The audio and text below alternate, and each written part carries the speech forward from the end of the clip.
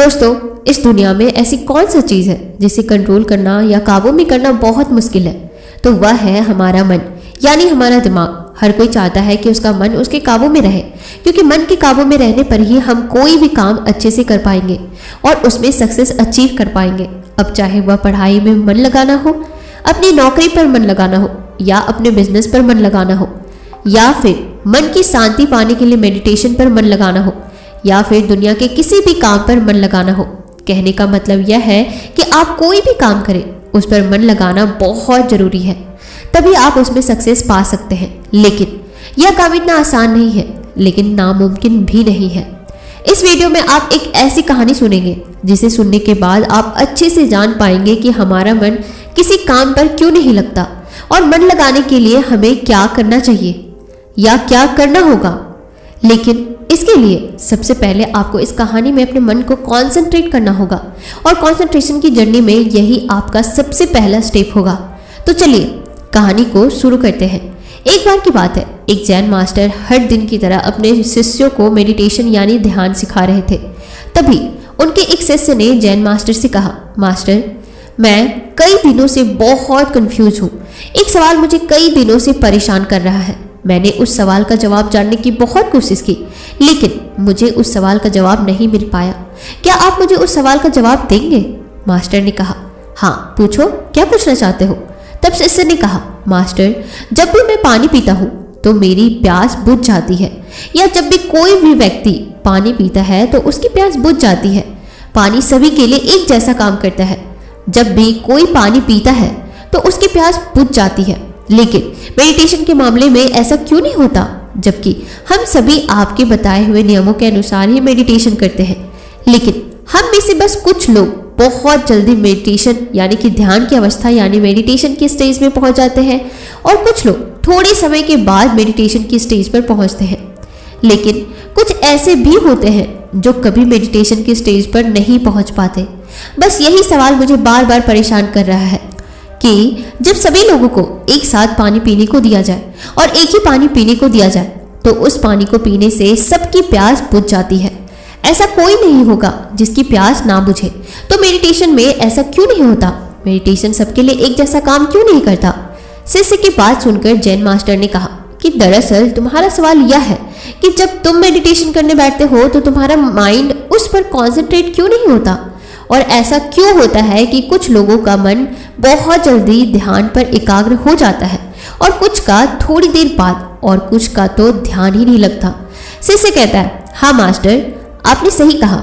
Jain master ने कहा कि किसी भी काम में मन का ना लगना सिर्फ तुम्हारी समस्या नहीं है, यह सबकी समस्या है।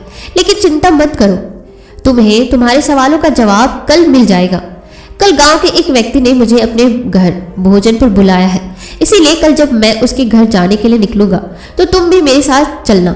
शिष्य ने कहा, ठीक है मास्टर, कल मैं आपके साथ जरूर चलूंगा। अगले दिन जब मास्टर जाने लगे तो शिष्य भी मास्टर के साथ चलने लगा। कुछ देर बाद वे दोनों गांव में रहने वाले एक सेठ के घर पहुंचे। सेठ ने उन दोनों का स्वागत किया और उन्हें बैठने को कहा, और खुद भी उनके साथ बैठ गया। फिर उस सेठ ने अपनी पत्नी से तीनों के लिए खाना परोसने को कहा। तीनों खाना खाने बैठ गए। जैसे ही उस सेठ ने पहला निवाला खाया, वह तुरंत गुस्से में अपनी पत्नी पर चिल्लाया और कहा कि यह कैसा खाना है जिसमें कोई स्वाद नहीं है, और गुस्से में वह खाना छोड़कर वहां से चला गया। यह सब देखकर उसकी पत्नी बहुत शर्मिंदा हुई और जैन मास्टर और उनके शिष्य से बोली कि कृपया मुझे माफ कर दे, आप थोड़ी देर प्रतीक्षा करें, मैं आपके लिए स्वादिष्ट भोजन बनाकर लाती हूँ। जैन मास्टर ने सेठ की पत्नी से कहा, नहीं नहीं, इसकी कोई जरूरत नहीं है, तुम चिंता मत करो, यह खाना बहुत स्वादिष्ट है। और फिर दोनों ने खाना शुरू कर दिया। थोड़ी देर में दोनों खाना खा करके वहां से निकल जाते हैं, लेकिन जैन मास्टर ने अपनी थाली में 2 रोटियां छोड़ दी थी और सेठ की पत्नी से कहा, क्या तुम यह 2 रोटियां बांधकर मुझे दे सकती हो? उसकी पत्नी ने दोनों रोटियां बांधकर जैन मास्टर को दे दी। इसके बाद दोनों वहां से जाने लगे, और जाने से पहले उनकी मुलाकात उस सेठ से हुई। सेठ को अपने व्यवहार पर पछतावा हुआ और वह उन दोनों से अपने किए की माफी मांगने लगा। मास्टर ने कहा, कोई बात नहीं, और दोनों वहां से चले गए। रास्ते में जैन मास्टर ने अपने शिष्य से पूछा कि उसे खाना कैसा लगा। शिष्य बोला, मास्टर, खाना बहुत स्वादिष्ट था, मुझे बहुत अच्छा लगा। मास्टर ने पूछा, क्या तुम्हें इसके अलावा कुछ और नहीं लगा? मतलब तुम्हें कुछ और नहीं समझ में आया? शिष्य बोला, मास्टर, इसके अलावा मुझे और क्या लग सकता है? स्वादिष्ट खाना खाकर मुझे बहुत अच्छा लगा और मेरी भूख भी मिट गई। मास्टर ने कहा, खाना वाकई में बहुत स्वादिष्ट था, लेकिन जो खाना हमें परोसा गया था वही उस सेठ को भी परोसा गया था। फिर उस सेठ को खाना क्यों पसंद नहीं आया? यह सुनकर शिष्य सोच में पड़ गया और मास्टर से बोला, आप बिल्कुल सही कह रहे हैं, मैंने तो इस बारे में सोचा ही नहीं। फिर मास्टर ने कहा, तुम मेरे साथ चलते रहो। चलते चलते वे दोनों बहुत दूर निकल गए। शिष्य ने मास्टर से कहा कि हम अपने मठ के रास्ते पर नहीं हैं, हम कहाँ जा रहे हैं? मास्टर ने कहा कि तुम बस चलते रहो। फिर थोड़ा आगे चलने पर एक बहुत ही गरीब आदमी मास्टर के सामने आया और वह मास्टर के पैरों में गिर गया और कहा, मेरी मदद कीजिए, मैं पिछले 4 दिनों से भूखा हूँ, मुझे कुछ खाने को दे दीजिए। मास्टर ने उस गरीब आदमी को एक पेड़ के नीचे बैठाया और जो 2 रोटियां उन्होंने बांधी थी उन्हें उस गरीब आदमी को दे दिया। रोटी देखते ही गरीब आदमी ने जल्दी से उन रोटियों को ले लिया और खाने लगा। खाते समय उसकी आंखों से आंसू निकल रहे थे। वह रोते हुए खा रहा था और वह अपने हाथों से ऐसे इशारे कर रहा था जैसे वह किसी अदृश्य शक्ति से कह रहा हो, इस रोटी के लिए तेरा बहुत बहुत धन्यवाद। रोटी खाने के बाद उस गरीब ने मास्टर को धन्यवाद दिया। मास्टर ने गरीब आदमी से पूछा कि रोटी का स्वाद कैसा था? गरीब आदमी ने कहा, इसमें स्वाद नहीं, इसमें तो जीवन था। वह रोटियां नहीं थी, बल्कि इसमें स्वयं ईश्वर थे, स्वयं जीवन था। यह कहकर गरीब आदमी वहां से चला गया। मास्टर ने शिष्य से कहा, देखा, भोजन तो वही था, लेकिन उस सेठ को इसमें कोई स्वाद नहीं लगा। मुझे यह स्वादिष्ट लगा और तुम्हें भी भोजन अच्छा लगा। और इस गरीब आदमी को भोजन में स्वाद नहीं, बल्कि उसे इस भोजन में ईश्वर और भगवान दिखाई दिए। इससे पता चलता है कि हम जो भोजन करते हैं उससे हम सभी को अलग अलग संतुष्टि मिलती है। जैसे पहला व्यक्ति यानी वह सेठ, उसे इससे कोई संतुष्टि नहीं मिली। दूसरे हम, जिन्हें थोड़ी संतुष्टि मिली है। और तीसरा यह गरीब आदमी है जिसे अपार संतुष्टि मिलती है। यही बात ध्यान पर भी लागू होती है। मन की शांति पाने के लिए व्यक्ति जितना भूखा होगा वह ध्यान की गहराई में उतनी ही तेजी से आगे बढ़ेगा। और यह वही व्यक्ति कर सकता है जो ध्यान करने से मिलने वाले फायदों को अच्छे से जानता हो, जो जानता हो कि ध्यान की गहराई में जाने पर उसे क्या मिलेगा। जैन मास्टर की यह सब बातें सुनकर शिष्य को अपने सवाल का जवाब मिल गया। शिष्य ने जैन मास्टर को धन्यवाद दिया और दोनों वापस मठ की ओर चल पड़े। चलते चलते जैन मास्टर शिष्य से कहते हैं, लेकिन यह इतना आसान नहीं जितना तुम सोच रहे हो। अगर तुम चाहते हो कि तुम जो भी काम करो उसमें तुम्हारा ध्यान केंद्रित रहे तो इसके लिए तुम्हें मन को समझना होगा। अगर तुम मन को समझे बिना कोई काम करोगे तो संभव है कि तुम ज़्यादातर कामों पर ध्यान केंद्रित नहीं कर पाओगे और परेशान होते रहोगे। मास्टर की बात सुनकर शिष्य की मन को समझने की जिज्ञासा और भी बढ़ गई और वह मास्टर से कहता है, मास्टर, कृपया आप मुझे मन के बारे में विस्तार से बताइए। फिर जैन मास्टर मन के बारे में विस्तार से समझाना शुरू करते हैं। मास्टर कहते हैं कि मन इतना चंचल होता है कि अगर इस पर काबू ना पाया जाए तो व्यक्ति बेचैन होने लगता है और यह बेचैनी पल भर में मन में आने वाले सैकड़ों सवालों की वजह से होती है। और यह बेचैनी तब तक बनी रहती है जब तक व्यक्ति को मन में चल रहे सवालों के जवाब नहीं मिल जाते।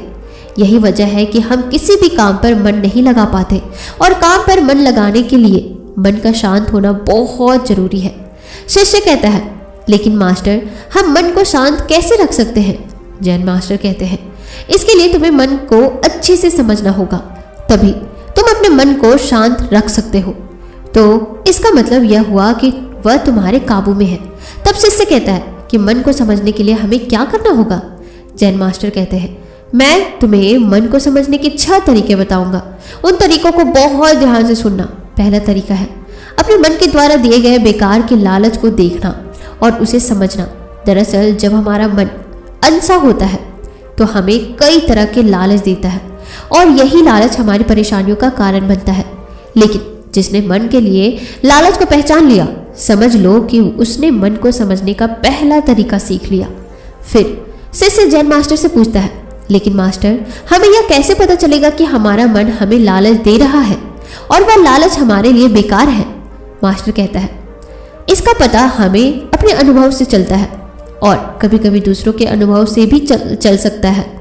मन के लालच में आकर व्यक्ति जो भी काम करता है उसमें उसे नुकसान ही होता है और नुकसान के बाद ही नुकसान का अनुभव होता है।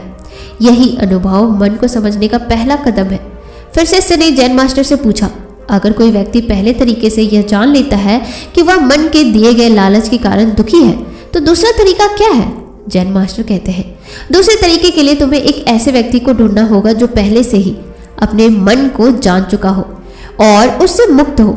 वास्तव में केवल ऐसा व्यक्ति ही तुम्हें सही रास्ता दिखा सकता है। शिष्य कहता है, लेकिन ऐसे व्यक्ति को हम कैसे पहचान सकते हैं? जैन मास्टर कहते हैं, सुनना, यानी किसी भी व्यक्ति की बात सुनना ही किसी के मन को समझने का तीसरा तरीका है। शिष्य कहता है, क्या हम उसे देखकर नहीं पहचान सकते? जैन मास्टर कहते हैं, कोई व्यक्ति भले ही बहुत शांत और बहुत अच्छा दिख सकता है, लेकिन उसके मन में क्या है यह केवल उसके शब्दों से ही जाना जा सकता है। लेकिन कभी कभी शब्द धोखा भी दे सकते हैं, इसीलिए किसी की बातों पर तब तक विश्वास नहीं करना चाहिए जब तक कि वह तुम्हारे विवेक की कसौटी पर खरा उतर न जाए। अब जैन मास्टर शिष्य को चौथा तरीका बताते हुए कहते हैं, कर्म, खुद को जानने के लिए सही दिशा में काम करना बहुत जरूरी है, लेकिन काम करते समय इंसान हर बार दो गलतियां करता है। पहली गलती होती है कि किसी काम को शुरू ही नहीं करना और दूसरी गलती होती है कि काम शुरू करके उसे पूरा ना करना। इन दोनों गलतियों के पीछे हमारा मन ही होता है। कुछ लोग इसीलिए अपना काम शुरू नहीं कर पाते क्योंकि वह सोचते हैं कि मैं काम कल से शुरू करूंगा, और कुछ को लगता है कि मैं फेल हो जाऊंगा। इन गलतियों का मुख्य कारण है जागरूकता यानी अवेयरनेस की कमी, और अवेयरनेस की कमी के कारण ही मन इंसान को सही दिशा में आगे नहीं बढ़ने देता। जैन मास्टर कहते हैं कि मन को जानने और समझने का पांचवा तरीका है अवेयरनेस। इसीलिए हर काम को अवेयरनेस के साथ करना बहुत जरूरी है। बिना जागरूकता के जिया गया हर पल और किया गया कोई भी काम मौत के समान है। शिष्य मास्टर से पूछता है कि उसे अपनी अवेयरनेस के लेवल को बढ़ाने के लिए क्या करना चाहिए। मास्टर कहते हैं, ध्यान, मेडिटेशन। ध्यान के जरिए ही अवेयरनेस बढ़ाई जा सकती है। ध्यान मन को जानने, समझने और काबू करने का आखिरी तरीका है। मतलब ध्यान वह नाव है जिस पर बैठकर मन रूपी नदी को पार किया जा सकता है। जो व्यक्ति पहले 5 तरीकों से मन को समझ लेता है वह मन को जीत लेता है और अपने मन पर पूरा कंट्रोल कर लेता है। शिष्य को अब जैन मास्टर की बातों से सब कुछ समझ आ गया था और उसने जैन मास्टर को पूरे दिन की यात्रा के लिए और ध्यान और मन के बारे में इतनी जरूरी जानकारी देने के लिए तहे दिल से धन्यवाद दिया। और इसके साथ ही उसकी यात्रा भी समाप्त हो गई। उम्मीद है कि आपने इस वीडियो से कुछ न कुछ तो जरूर सीखा होगा। अगर वीडियो पसंद आई होगी तो वीडियो को लाइक और चैनल को सब्सक्राइब जरूर कर लीजिएगा ताकि आगे से आने वाले जितने भी मोटिवेशनल कहानियां हो सबसे पहले आप सुन सके। तो मिलते हैं नए एपिसोड में नए कहानियों के साथ। तब तक के लिए आप अपना ख्याल रखना। और हाँ, यह वीडियो उन सारे दोस्त वालों, घर वालों, परिवार वालों या रिश्तेदार वालों को जरूर भेजिएगा जिनको लगता है कि सिर्फ दूसरे की चीज़ों को देखकर परेशान होते रहते हैं। यार, जीवन में ऐसा कुछ भी नहीं है जिसे नहीं पाया जा सकता। शायद आपकी एक शेयर से किसी की ज़िंदगी बदल सकती है। कोई बुरा इंसान अच्छा इंसान बन सकता है। तो जल्दी से फटाफट यह वीडियो ज़्यादा से ज़्यादा लोगों तक जरूर शेयर कीजिएगा।